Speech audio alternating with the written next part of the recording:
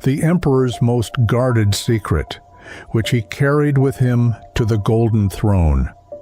What was the true price paid for the creation of the Primarchs, and was this bargain a fatal mistake? This video is born from rumors heard only in the darkest and most terrifying corners of Terra, where under the threat of death, one might hear that the Emperor received the knowledge and technology to animate the Primarchs directly from the Chaos Gods. It was then that the fate of the Imperium was sealed for 10,000 years. Today, I will tell you this story, for I was the Emperor's equerry on that day, and I am the only one whose memory he did not erase, so that I might tell this tale and save humanity and the Imperium from reckless decisions. After the unification of Terra, the Emperor understood that despite all his power and might, he could not achieve his goals alone. He could have gathered advisors, but as you know, some secrets can be trusted to no one. Some tasks can be performed by no one but him. And then, under the cover of night, an incredible yet necessary idea came to him. He decided to create those made in his own likeness. Superhumans possessing strength, discipline, and intellect on the level of the gods themselves. From that moment, in the laboratories beneath the Himalayas, he conducted numerous attempts to create his masterwork. As you know, his project was named the Primarchs. A massive amount of effort and time was spent on these attempts, but all he could achieve was creating the mere shells of demigods. They were clearly missing something, a spark or that very soul without which there is no life. It was then he realized that without additional knowledge, he could not bring them to life. He was a deity, but even this was beyond his power. One winter evening, weighing all the risks, he decided on a desperate move that would ruin the entire Imperium in the event of failure. The Emperor was certain he could do it, and though there were those who openly expressed their dissatisfaction and called his thoughts absurd, the master of mankind did not even punish them, for he knew they spoke the truth. On the morning of the next day, he gathered his most loyal people. Among them were I, as his trusted equerry, Olivia Soreka, a woman he deeply respected and had known for thousands of years, a perpetual, like himself, and several scientists. We immediately set out for the planet Molech, a place where the veil of reality is so thin that space and time directly collide. But why did the Emperor need Molech, you ask? I will tell you. He learned of this place from ancient sources and psychic visions, ancient scrolls collected during the unification of Terra, whose message only the master of mankind himself could understand. Our expedition took many decades just to reach the destination. We flew at super speeds, and it was not a swift warp jump, but even so, most of the crew lost track of time. On the horizon, another planet was sighted. It was the exact place we needed, Molech. How long we had searched for it. The Emperor gave the order to land on the planet's southern side, and so it was done. As soon as the sovereign stepped onto the ground, he immediately ordered us to follow him, and no one hesitated for a second.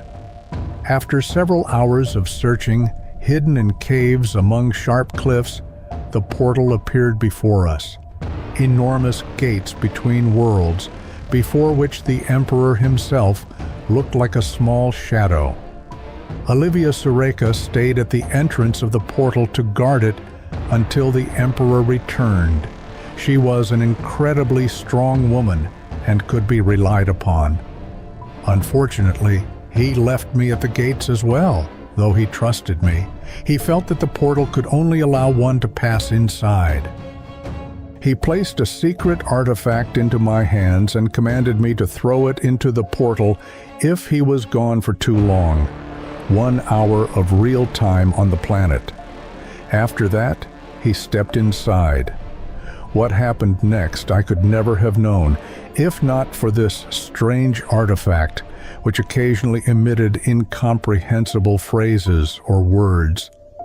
But they were enough to tell what happened to the Emperor inside the portal. As soon as the Master of Mankind was inside, I began to hear sounds from the artifact that roared like a hurricane, shifting between grief and deep despair, battles and tragedies. In a single blink, many centuries flew by. The Emperor searched and could find no answer. He even began to despair, and his fire flickered like a candle, but suddenly he heard a voice. "You have come for a power that is not subject even to the gods themselves. You have entered our domain without a shadow of doubt or fear. You have sought the truth for thousands of years, yet you do not see it before your eyes." The Emperor flinched. He recognized that voice. These were the higher powers of chaos, the gods who could be the key to the mystery. The sovereign began to communicate with them through telepathy and foresight. But they only mocked him, saying he would forever wander this dimension, which resembled the endless scorched world of the Imperium the Emperor had spent so long building. During this time, the artifact began to bleed and melt, so much so that I dropped it from my hands. It heated to over 1,000 degrees. I had to call for help just to avoid losing the connection to the other side of the portal. 50 minutes had passed. The artifact began to crumble, and everyone realized it would break, only a matter of time. But we had no choice. We could only wait and believe. Suddenly, the Chaos Gods gave the Emperor a choice. Either he would be stuck forever in the endless scorched world without the possibility of escape, or he would meet them in person. They desperately wanted to see him and destroy him once and for all. In their world, where only their laws apply, the Master of Mankind had no choice. He knew they would not let him go so easily, and realizing all possible risks, he agreed. In that very instant, a door opened before him, ghastly and sinister. He took a step and found himself in the middle of a massive hall, which was covered in blood and reeked of the stench of disease, decadence, and deceit. The gods of chaos appeared before him. Khorne immediately struck a side blow that would have taken the Emperor's life on the spot, but he could not. The Emperor parried the attack and was ready to destroy them all right then and there. Suddenly, his vision cleared, and he saw a blade, twisted by terror, piercing his shoulder. The sovereign realized that he would not win this battle so easily. He began to speak. He had come not to fight them, but to obtain what only the rulers of the otherworldly realm, the kingdom of the dead, could possess. In these words, the Chaos Gods saw a great advantage for themselves. They listened to him and agreed to give the spark of life to the Primarchs. But as for what they demanded in return, I heard only a few phrases that no one could accurately decipher. But Chaos was ready to strike a deal, and the price for the lives of the Primarchs was loyalty, the loyalty of half of them to Chaos.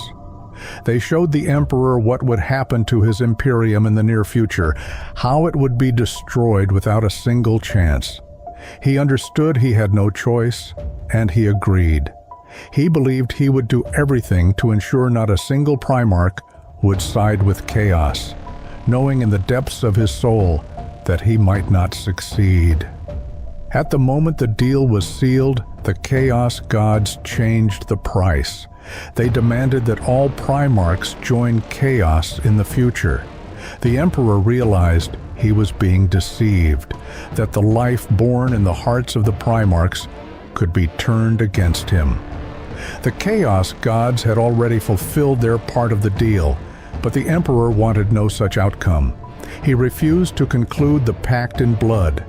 Immediately, He was attacked by countless hordes of demons emerging from two portals at the edges of the Great Hall.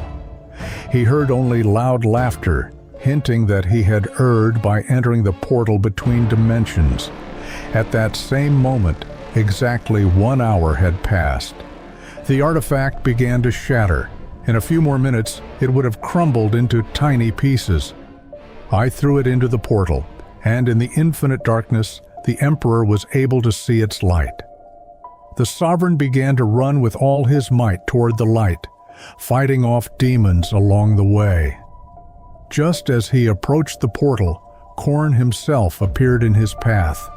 Khorne swung his massive axe and struck. A blow that fell upon the Emperor's left arm. He received a wound that, had it been slightly deeper, would have taken his arm.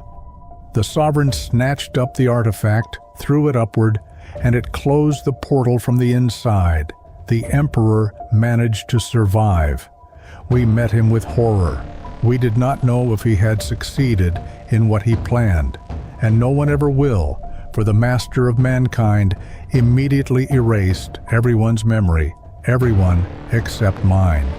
He said to me, "Never tell this story to anyone, ever, unless there is an extreme necessity, only if chaos is closer to us than we could have imagined.